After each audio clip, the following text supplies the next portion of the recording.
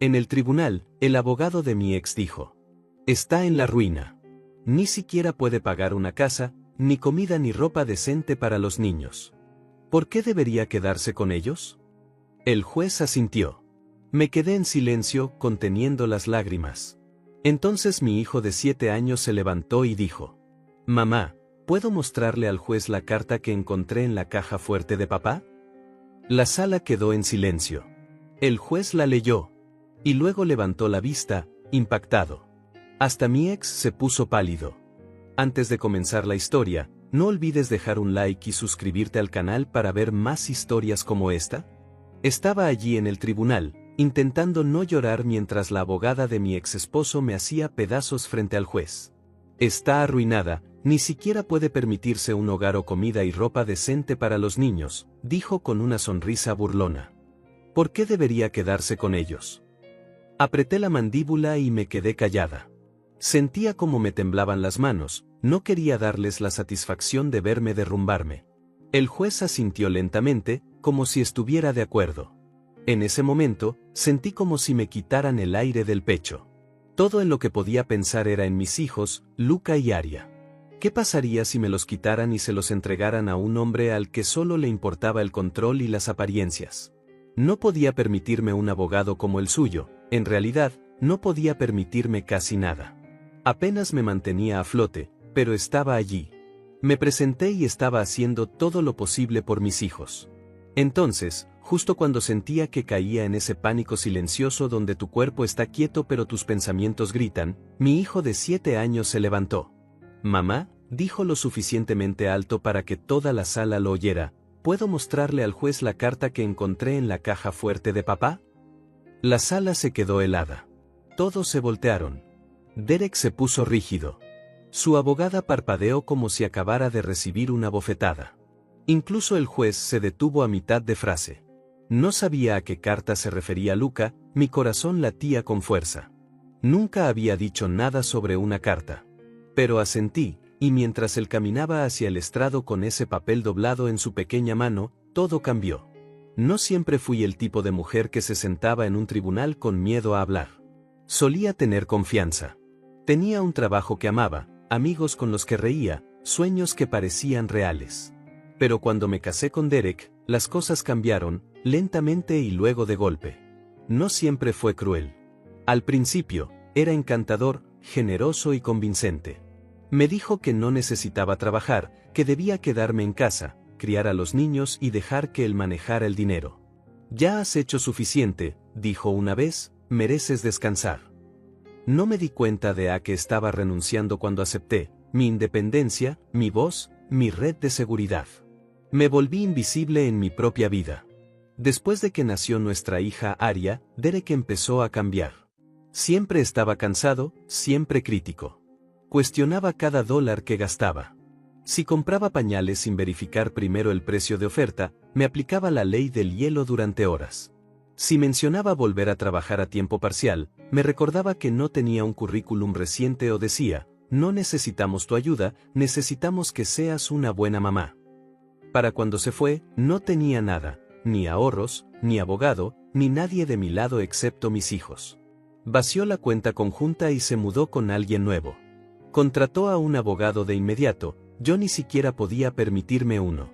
Fui a la clínica de asistencia legal gratuita en el juzgado del condado y esperé en fila durante 2 horas, sosteniendo una carpeta llena de recibos y fotos de mis hijos comiendo macarrones de caja en servilletas de papel porque no teníamos platos limpios. Nuestro apartamento era pequeño. Tenía 2 trabajos de limpieza pagados en negro solo para poder pagar el alquiler. No teníamos cable ni internet. Usaba un teléfono prepago y esperaba que no se quedaran sin minutos si la escuela necesitaba llamarme. Lavaba la ropa de mis hijos a mano en la bañera. A veces, el calentador de agua apenas funcionaba, así que hervía agua en la estufa y la mezclaba en cubetas. Luca nunca se quejaba. Aria tarareaba cancioncitas mientras yo restregaba sus calcetines. No le conté a nadie lo mal que estábamos, ni siquiera a mi madre. Estaba demasiado avergonzada. Ella me había advertido sobre Derek años atrás, dijo que miraba a la gente como si fueran transacciones. Pero yo estaba demasiado enamorada en ese entonces para escuchar. Cuando llegó la fecha del juicio, estaba aterrorizada. Derek había solicitado la custodia total, alegando que yo no era apta. Dijo que era inestable, pobre, incapaz de proporcionar una buena vida. Su abogada fue brutal. Trajeron hojas de cálculo y fotos de su hermosa casa. Llevaban trajes caros y sonreían como si todo estuviera ya decidido. Entré a la sala del tribunal con un vestido prestado, un blazer heredado y una carpeta de plástico con registros escolares, hojas de asistencia y una carta de nuestro arrendador confirmando que nunca me había retrasado en un pago.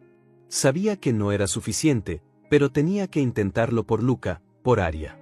Esa mañana, Luca me tomó de la mano mientras subíamos las escaleras del juzgado. ¿Todo va a estar bien?, preguntó. Sonreí, pero se sintió forzada. Sí, cariño, todo va a estar bien. Pero no estaba segura. No estaba segura de nada. Todo lo que sabía era que amaba a mis hijos. Sabía lo que era pasar necesidades y aún así ponerlos a ellos primero.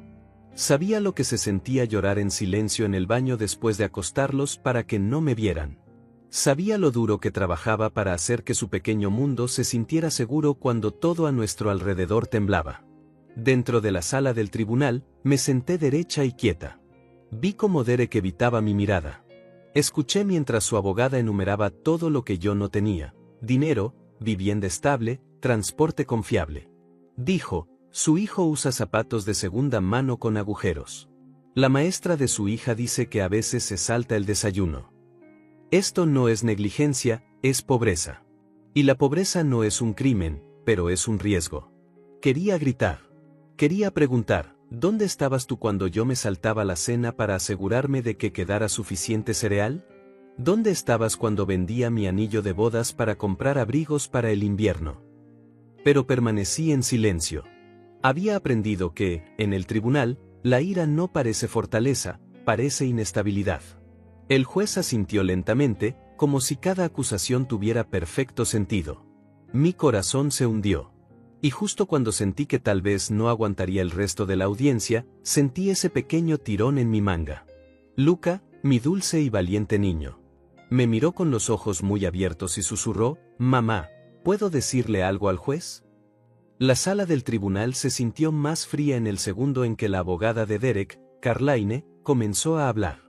Caminaba con la confianza de alguien que había hecho esto 100 veces y esperaba ganar de nuevo. Se irguió, su voz fuerte y cortante mientras exponía su versión de mi vida, una despojada de verdad, una destinada a humillar. No tiene empleo estable, recibe asistencia financiera inconsistente, su apartamento es una vivienda temporal. Los niños merecen algo mejor que una madre que apenas puede alimentarlos. No miré a Derek. No necesitaba hacerlo. Ya podía imaginar su rostro, inexpresivo, relajado, observando cómo se desarrollaba todo como si no tuviera nada que ver, como si mi ruina financiera no hubiera sido cuidadosamente orquestada por él. Fue él quien vació nuestra cuenta conjunta días antes de irse. Fue él quien se negó a ayudar con las facturas a menos que lo hiciera quedar bien frente a sus padres. Pero nada de eso importaba en esa sala. Lo único que el juez tenía frente a él eran las hojas de cálculo y las fotos del lado de Derek, imágenes de su casa impecable, el refrigerador lleno, los folletos de escuelas privadas. Caroline hojeaba sus documentos con un ritmo silencioso, sacando mis estados de cuenta bancarios. Los sostuvo como si fueran ropa sucia. Señoría, como puede ver, mi cliente proporciona un entorno seguro y constante. Los niños tienen sus propias habitaciones, comidas regulares, una niñera.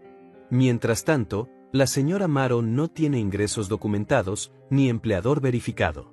Está atrasada en los servicios públicos y recibió una advertencia por pago tardío del alquiler en febrero. Esta no es una situación segura o estable para dos niños pequeños. Sentí que mi cara se sonrojaba. No mencionó el hecho de que había aceptado todos los trabajos que pude, a menudo limpiando casas por dinero en efectivo porque el trabajo formal no era una opción con dos niños y sin guardería. No mencionó que el aviso de alquiler se resolvió en cuestión de días, o que había vendido todo lo valioso que tenía para mantener comida en el refrigerador. El juez no habló de inmediato. Se reclinó, mirando los papeles como si confirmaran lo que ya creía, que yo lo estaba intentando, pero que intentarlo no era suficiente. Quería defenderme, explicar todo, pero también sabía cómo se vería eso.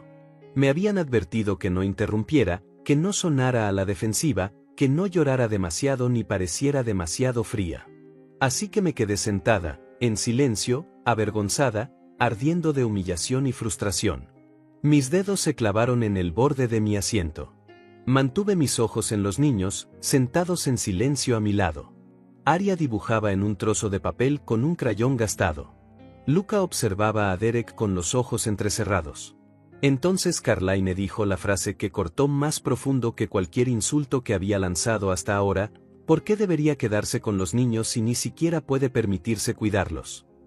Resonó en mi mente. ¿Por qué debería quedarme con ellos? Contuve las lágrimas que presionaban detrás de mis ojos. Sabía que mi realidad no era impresionante en papel. No tenía ropa nueva para ellos. No podía permitirme almuerzos elegantes ni clases de ballet. Pero estaba allí todas las noches. Era yo quien le cepillaba el pelo, revisaba si había monstruos debajo de sus camas y me quedaba despierta hasta tarde cosiendo parches en sus chaquetas porque no podía permitirme comprar unas nuevas. Nada de eso le importaba al tribunal. Solo los números importaban. Números que yo no tenía. El juez me miró, sus ojos pesados de duda. Abrió la boca como si estuviera a punto de hablar, cuando lo sentí, ese pequeño tirón en mi brazo de nuevo. Luca. Susurró: mamá, ¿puedo mostrarle al juez la carta que encontré en la caja fuerte de papá? Al principio, no entendí. ¿Qué carta? Lo miré confundida hasta que sacó un papel doblado del bolsillo de su abrigo y lo sostuvo en alto. Mi estómago dio un vuelco. No sabía qué era, pero algo en la postura de Derek cambió. Se enderezó. Los ojos de Carlaine se clavaron en el papel. Luca, ¿qué es eso?, pregunté en voz baja. No me respondió. Miró al juez. ¿Puedo darle esto?, preguntó. El juez pareció sorprendido, pero asintió. Tráelo aquí. Luca avanzó, pequeño y firme, pasó junto a la fila de trajes pulidos y ojos muy abiertos, y le entregó la carta al juez con ambas manos. La sala cayó en un silencio extraño y pesado. Pude ver a Derek empezar a sudar. Carlaine se volvió hacia él, susurrando algo rápidamente, su confianza flaqueando por primera vez. El juez desdobló el papel. Observé cómo sus ojos recorrían las palabras. Su expresión cambió lentamente, confusión, luego comprensión, luego algo más agudo. Levantó la vista, directamente hacia Derek. Señor Maro, dijo, ¿le gustaría explicar esto? En el momento en que el juez pronunció esas palabras, la temperatura en la sala pareció cambiar. Los ojos de Derek se abrieron de par en par. Abrió la boca, pero no dijo nada. Carlaine se inclinó hacia él rápidamente, susurrando de nuevo, pero esta vez su voz llevaba un hilo de urgencia. Lo que sea que estuviera escrito en ese trozo de papel, había sacudido algo. Me incliné hacia adelante, mi corazón martilleando, tratando de leer la cara del juez. Sostuvo la carta con ambas manos y la miró de nuevo, con el ceño fruncido. Luego la leyó en voz alta: para Derek Maro, de El Becker CPA. Asunto: blindaje financiero estratégico, preparación para el divorcio. Hizo una pausa, mirando a la sala y luego de nuevo a Derek. Esta es una carta de estrategia financiera fechada 3 meses antes de que se presentara su divorcio. Detalla instrucciones para abrir cuentas offshore, transferir activos a LLCs fantasma y minimizar los ingresos declarados para influir en los procedimientos de custodia y manutención. Incluye la línea, cito, mantener la custodia principal si es posible, pero como mínimo, asegurar que ella tenga pocos fundamentos para una apelación legal aparentando ser financieramente estable y moralmente sólido. Dejó de leer. El silencio en la sala no era solo silencio, era sofocante. Todos los ojos estaban ahora puestos en Derek. Incluso Carlaine parecía atónita. Giró la cabeza lentamente hacia él, susurrando algo que sonó como: ¿es esto real? No me moví. No podía. Estaba congelada entre la incredulidad y una especie de rabia silenciosa que no tenía salida. Había sospechado cosas.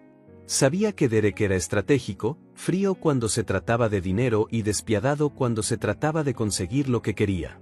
Pero verlo por escrito, escuchar a un juez leerlo en voz alta frente a mis hijos, Era algo que nunca imaginé. El juez bajó la carta y la colocó cuidadosamente sobre el estrado frente a él. Luego volvió a mirar a Derek y dijo: «Usted estaba engañando intencionalmente a este tribunal. Ha intentado manipular el resultado de estos procedimientos mediante el engaño financiero. Esta carta es un intento directo de usar la riqueza y la deshonestidad calculada para negar a sus hijos el acceso a su madre». Derek se levantó abruptamente. «Esa carta es vieja, no se usó, ni siquiera es». «Siéntese, señor Maro», espetó el juez. La autoridad en su voz sobresaltó a todos. Arya levantó la vista de su dibujo y buscó mi mano. La rodeé con mi brazo sin apartar la vista del juez. Él dirigió su atención de nuevo a mí. «Señor Amaro, ¿sabía usted de esta carta antes de hoy?» «No, señoría», dije, «esta es la primera vez que la veo o escucho de ella». «¿Y su hijo la encontró?» Asentí, sintiendo un nudo en la garganta. «Sí, nunca la mencionó hasta ahora». Luca me miró. Pensé que podría ayudar. La encontré cuando buscaba mi tablet en casa de papá. No quería meter a nadie en problemas, pero no quería que perdiéramos.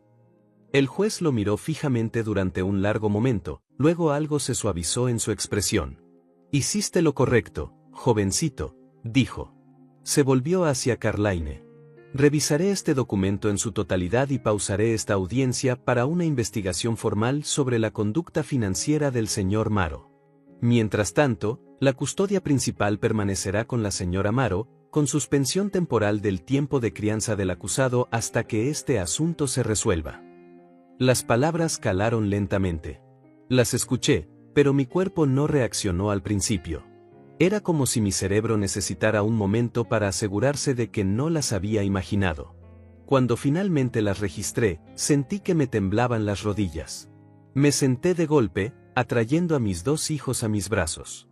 Carlaine permaneció en silencio, los labios apretados, los brazos cruzados firmemente. No discutió. No podía. El daño estaba hecho. Derek no dijo otra palabra. Después de que el juez abandonó el estrado, el alguacil disolvió la sesión. Me quedé sentada, con los brazos alrededor de mis hijos como si fueran lo único que me anclaba al suelo.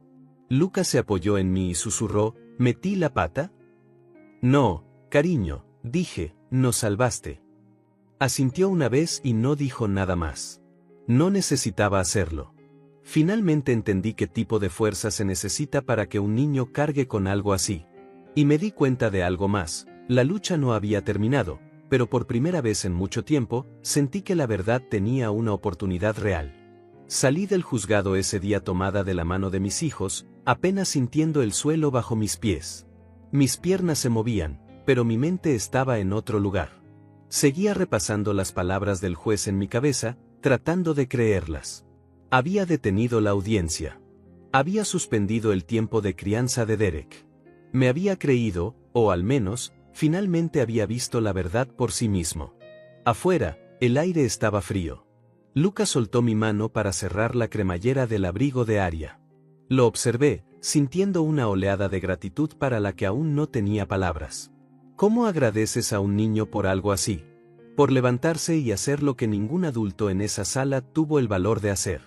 Unos días después, el tribunal ordenó una investigación formal sobre la actividad financiera de Derek.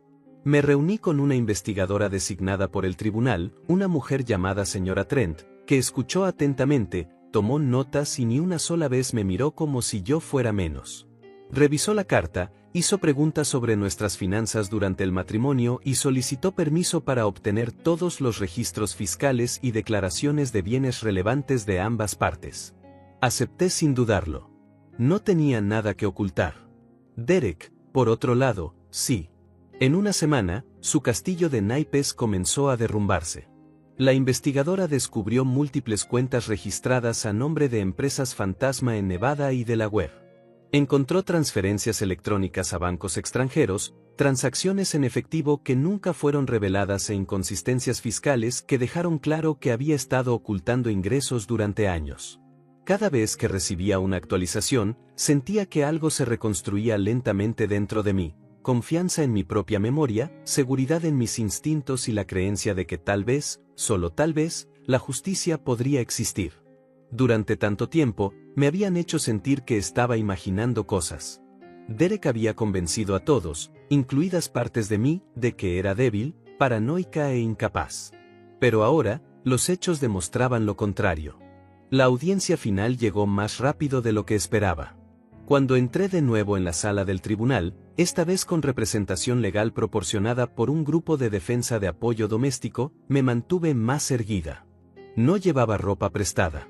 Había encontrado trabajo a tiempo parcial limpiando oficinas y había ahorrado lo suficiente para un modesto vestido negro y tacones resistentes. Cosas pequeñas, pero se sentían como una armadura. Derek también se veía diferente. La confianza había desaparecido. Su nuevo abogado hablaba en frases cortas y tensas. No hubo miradas de suficiencia ni sonrisas falsas. La atmósfera del tribunal había cambiado. El juez entró y comenzó la sesión con una declaración: este tribunal ha revisado la investigación financiera sobre el señor Maro y encuentra evidencia sustancial de ocultación intencional de información, ocultación de activos y manipulación de ingresos para obtener una ventaja en estos procedimientos. Este comportamiento contradice directamente el interés superior de los niños involucrados. Hizo una pausa y me miró. Señor Amaro, a la luz de estos hallazgos y su demostrado compromiso con el bienestar de sus hijos en circunstancias difíciles, este tribunal le otorga la custodia física y legal completa de Luca y Aria. Se ordena al señor Maro pagar la manutención infantil retroactiva y estará sujeto a visitas supervisadas pendientes de revisión adicional. No lloré de inmediato. Creo que una parte de mí todavía se estaba preparando para que me quitaran ese momento, para que alguien dijera que hubo un error o un cambio. Pero nadie habló. El juez firmó la orden. El mazo cayó. Era real. Aria chilló en voz baja y abrazó mi cintura. Luca apretó mi mano. No sonrió, pero sus ojos brillaban, firmes y seguros. Esa noche, cenamos panqueques y bailamos con la música de la radio. Nada lujoso, solo nosotros en nuestra pequeña cocina, riendo hasta que el sonido llenó cada rincón del apartamento. Me senté en el suelo después, sosteniéndolos a ambos en mi regazo. Aria cantaba. Luca dibujaba algo en un bloc de notas. Cuando miré hacia abajo, vi lo que había escrito, un dibujo de una casa con 3 figuras de palitos. Encima, había escrito: el hogar está donde está mamá. Esa carta que encontró fue más que una simple prueba, fue un salvavidas, una puerta para salir del miedo y entrar en algo que finalmente se sentía como paz. Podría haberla escondido, tirado, ignorado. Pero no lo hizo. Porque incluso a los 7 años, mi hijo sabía distinguir el bien del mal. Y en una sala llena de adultos, él fue el único lo suficientemente valiente como para decir la verdad. Han pasado 6 meses desde ese día en el tribunal, pero todavía pienso en ello a menudo. No solo en el momento en que el juez falló a mi favor o en la expresión del rostro de Derek, sino en la fuerza silenciosa que se necesitó para llegar allí. El tipo de fuerza que no proviene del poder ni del dinero, sino del amor. El tipo que sigue adelante cuando todo lo demás se ha ido. Después del fallo, la vida no se volvió perfecta. Todavía trabajaba muchas horas. Todavía presupuestaba cada compra de supermercado hasta el último dólar. Todavía compraba ropa de segunda mano, recortaba cupones y decía que no a cosas que otras familias podrían dar por sentadas. Pero el miedo se había ido. La presión constante, la sensación de que alguien estaba esperando para quitarme todo, eso se acabó. Derek hizo algunos intentos por recuperar el control. Presentó una moción para reducir sus pagos de manutención, luego intentó cuestionar los requisitos de visitas supervisadas. Pero la evidencia era sólida y el tribunal se mantuvo firme. Se presentó a sus visitas programadas 3 veces y luego dejó de intentarlo. No se lo expliqué a los niños con demasiado detalle. Solo les dije lo que necesitaban saber: su papá no estaba listo para ser constante y ellos merecían personas que se presentaran y se quedaran. Dejaron de preguntar después de un tiempo. Luca todavía habla de la carta a veces. Una noche, estábamos sentados en el sofá y preguntó: ¿me metí en problemas por tomarla? Negé con la cabeza y lo miré a los ojos. No, cariño. Fuiste valiente. Dijiste la verdad cuando más importaba. Asintió como si entendiera y apoyó la cabeza en mi hombro. Ese momento me recordó con qué facilidad los niños cargan con cargas que ni siquiera vemos. Había llevado ese trozo de papel durante semanas. Había esperado el momento adecuado para hablar. Había elegido la justicia cuando nadie se lo pidió. Empecé a ir a terapia. Al principio, se sintió extraño hablar de todo en voz alta, escucharme admitir lo mal que había estado. Pero la curación necesita aire. Cuanto más hablaba, más me daba cuenta de cuánto había internalizado la vergüenza, la culpa, la mentira de que ser pobre significaba que estaba fallando a mis hijos, que tenía que demostrar mi valía aparentando estar bien en lugar de simplemente ser honesta sobre lo difícil que era. Mi terapeuta me ayudó a ver algo que no había visto antes. No era débil por luchar, era fuerte por sobrevivir. Fuerte por mantener un techo sobre nuestras cabezas, por presentarme en el tribunal sin abogado, por poner a mis hijos primero cada día. Un fin de semana, encontré un trabajo de oficina a tiempo parcial que ofrecía beneficios. No era glamoroso, pero era estable. Lo acepté. Compré una laptop para poder tomar clases nocturnas en línea y trabajar para obtener una certificación en contabilidad. Era algo en lo que siempre había sido buena, pero nunca creí que podría convertirlo en una carrera real. Los niños también empezaron a mejorar. Aria hizo una nueva mejor amiga en su preescolar y su maestra dijo que se había vuelto más conversadora y segura. Lucas se unió al club de arte de la escuela y uno de sus dibujos fue colgado en el pasillo. Eligió un dibujo de un árbol con raíces gruesas y profundas. Debajo, escribió una palabra, creciendo. Eso es lo que estamos haciendo ahora, creciendo. No siempre se siente rápido o fácil, pero es constante. Cada semana, nos alejamos un poco más del miedo y nos acercamos un poco más a la paz. A veces la gente me pregunta cómo mantuve la calma en el tribunal, cómo no me derrumbé. La verdad es que casi lo hice. Pero cuando eres madre y tus hijos están en juego, encuentras la manera de seguir respirando, de seguir de pie. No porque sea fácil, sino porque rendirse nunca fue una opción.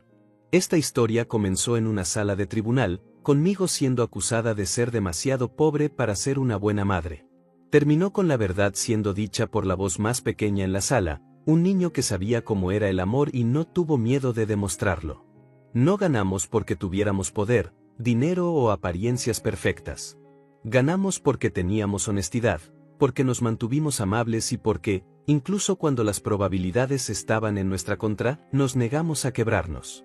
Si hay algo que he aprendido, es esto: la justicia no siempre llega fácil, pero aún puede llegar. Y a veces, cuando lo hace, llega en forma de una carta doblada en la mano de un niño pequeño, sostenida con coraje silencioso, ofrecida con amor. Ese fue el día en que todo cambió. No solo en el tribunal, no solo legalmente, sino en mi corazón. Ese fue el día en que dejé de sobrevivir y comencé a vivir de nuevo. Si esta historia te conmovió, si te recordó la fuerza silenciosa que se necesita para seguir adelante cuando todo está en tu contra, tómate un momento para darle me gusta a este video. Compártelo con alguien que necesite escuchar que no está solo. Deja un comentario, ya seas padre/madre, sobreviviente o alguien que simplemente cree en la verdad y la justicia. Tu voz importa aquí. Leo cada uno de ellos. Y si quieres más historias reales sobre resiliencia, amor y lo que significa luchar por lo que más importa, suscríbete al canal. Estamos construyendo una comunidad aquí, una que vea a las personas, no solo sus luchas. Gracias por ser parte de esto.